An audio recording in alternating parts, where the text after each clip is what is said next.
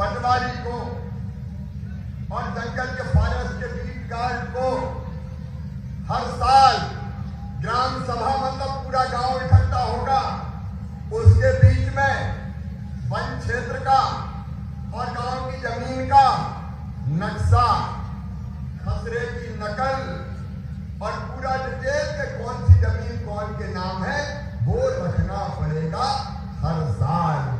कोई की जमीन कोई के नाम हो गई तो गरीब को पता ही नहीं चलता, बहुत सालों बाद पता चलता है, तब तक देर हो जाती है।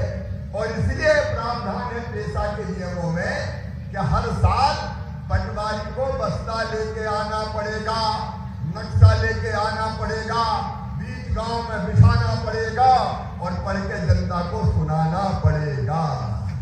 एक बात और मैं आगाह भी करना चाहता हूं मेरे बहनों और भाइयों, छल से, कपट से, बहला के, फुसला के कई बार कोई हमारी जमीन अपने नाम कर लेता है। और मैं सावधान भी कर रहा हूं, कुछ ऐसे लोग हैं जो शादी कर लेते हैं बेटी से और जमीन आदिवासी की फिर खरीद लेते हैं, कहते हैं ये तो आदिवासी है। लेकिन वो छली लोग हैं, वो कपटी लोग हैं, वो धीरे धीरे पाप कर रहे हैं। वो हमारी बेटियों से शादी करके जमीन नाम करवा लेते हैं, पंचायत के नाम, पंचायत के चुनाव लड़ लेते हैं, धर्मांतरण की कोशिश करते हैं। मैं आज इस भरी सभा में पूछना चाहता हूं, क्या धर्मांतरण होना चाहिए? अब ये पेशा में हमने तय कर दिया है कि अगर कोई ऐसे छल कपट से आदिवासी की जमीन अपने नाम कराना चाहेगा तो ये नहीं होगा, ग्राम सभा वापस दिला सकेगी। कोई भी खनिज का पट्टा, खनिज मतलब रेत भी, खनिज मतलब पत्थर भी, खनिज मतलब गिट्टी भी। मेरी बात सुन रहे हो ना? सब सुन रहे हैं? तो रेत हो, गिट्टी हो, पत्थर हो, सरकार को अगर ये अनुसूचित एरिया में से लेना है तो सर्वे भी तब करेगी जब गांव में लोग कह देंगे अनुमति है, सर्वे कर लो। और गांव वालों का नहीं तो फिर नहीं। बात समझ में आई? अब ये नहीं है कि कलेक्टर के मन में आया कि फलाने गांव में हो तो पत्थर, हो तो खदान। अब ये नहीं होगा। गांव वाले चाहेंगे कि खोदो तो खोदेंगे, गांव वाले कहेंगे नहीं तो नहीं। ठीक है? और इसके बाद ये खदान किसको मिलेगी? पहला अधिकार सुनो मेरे नौजवान बेटे बेटी, तुम भी सुनो। पहला अधिकार होगा आदिवासी सोसाइटी अगर बनाई तो उनका, अनुसूचित एरिया में, अनुसूचित एरिया के बाहर में पहला अधिकार आदिवासी सोसाइटी का, दूसरा अधिकार आदिवासी बहन का, और तीसरा अधिकार फिर पुरुष का, और वो मना करे तो फिर कोई और का। दूसरा अधिकार है जल का अधिकार, पानी का अधिकार। पानी के अधिकार में सरकार ने गांव-गांव में तालाब बनाए हैं। इन तालाबों का पूरा प्रबंधन अब ग्राम सभा करेगी, मतलब गांव वाले करेंगे। ग्राम सभा का मतलब गांव में रहने वाली पूरी जनता को मिला के बनेगी ग्राम सभा। मतलब अगर तालाब में मछली पालना है तो ग्राम सभा तय करेगी। अब मुख्यमंत्री तय नहीं करेगा, गांव की सभा तय करेगी कि हमारे तालाब में मछली पालेंगे कि सिंगाड़े पालेंगे, और जो आमदनी होगी वो गांव में ही जाएगी ग्राम सभा के पास। अब तीसरा अधिकार है जंगल का। इसको जरा ध्यान से सुनना।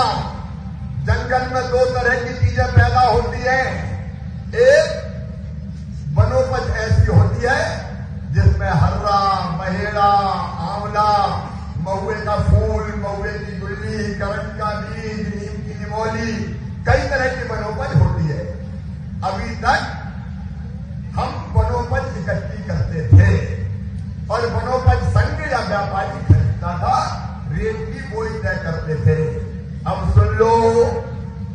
अपने अपने गांव की सीमा में जो वनोपज होगी वो आप इकट्ठा करोगे और बेचने के पहले रेवती ग्राम सभा तय करेगी कि इस भाव बेचेंगे। ग्राम सभा रेट तय करेगी। सरकार के साथ मिलकर मिनिमम रेट तय करेंगे कि इतने रुपया बेचेंगे। नहीं, कई बार हमने तो बेच दिया 10 रुपया, मेहनत हमने करी और जिसने बिचौलिए ने खरीदा वो बेच दिया 100 रुपया। गरीब को कुछ मिल ही नहीं रहा। अरे मेहनत का पैसा गरीब को मिलना चाहिए कि नहीं? तो इसका तय करने का अधिकार आपका। किस रेट बेचेंगे और पैसा जो आएगा वो भी आपका। सारी वनोपज। और दूसरी एक बात और सुनना, तेंदुपत्ता अभी कौन सरकार तोड़वाती है? वनोपज संघ तोड़वाता है और वो ही बेचता है, हमें मजदूरी देता है। अब अगर ग्राम सभा चाहेगी तो तेंदुपत्ता तोड़ेगी और ये कह देगी कि हम ही तोड़ेंगे और हम ही बेचेंगे। सरकार को ये दखल की कोई जरूरत नहीं है। गांव वाले तोड़ेंगे। अगर आप तय करोगे कि हम नहीं तोड़ते, सरकार वनोपज संघ तोड़े, तो फिर सरकार तोड़ेगी।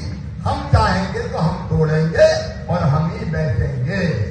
एक और महत्वपूर्ण अधिकार, गांव में जो पैसा आता है, पंचायत में जो पैसा आता है, उससे कौन सा काम चालू होना चाहिए, ये पूरी योजना अब गांव में बैठ के बनेगी।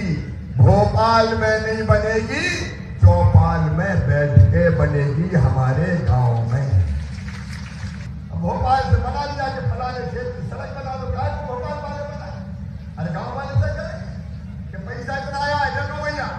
चौपाल में ग्राम सभा बैठेगी, पंच सरपंच भी होंगे, ग्राम सभा का अध्यक्ष भी होगा और आप तय करोगे कि 5 लाख रुपया गांव में आया है तो 5 लाख रुपया का फलाना काम होगा।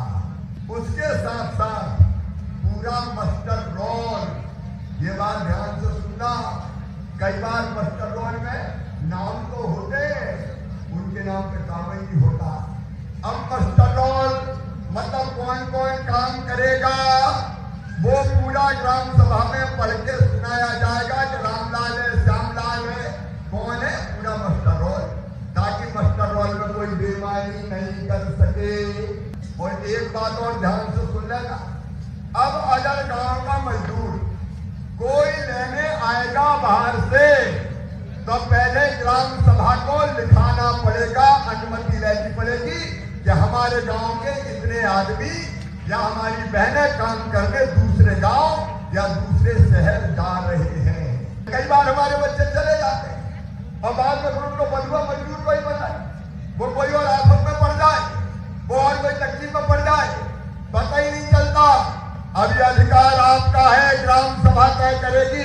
पहले तय होगा कि कोई को आना तो वो लिखा के जाएगा और पता लिखा के जाएगा कि ये मजदूर जा रहे हैं तो कहाँ जा रहे हैं काम, या काम करने जा रहे हैं तो कहाँ जा रहे हैं, ताकि अगर कोई संकट में पड़े तो हम उनको पूरी मदद कर सके, उनको पूरा सहयोग कर सके।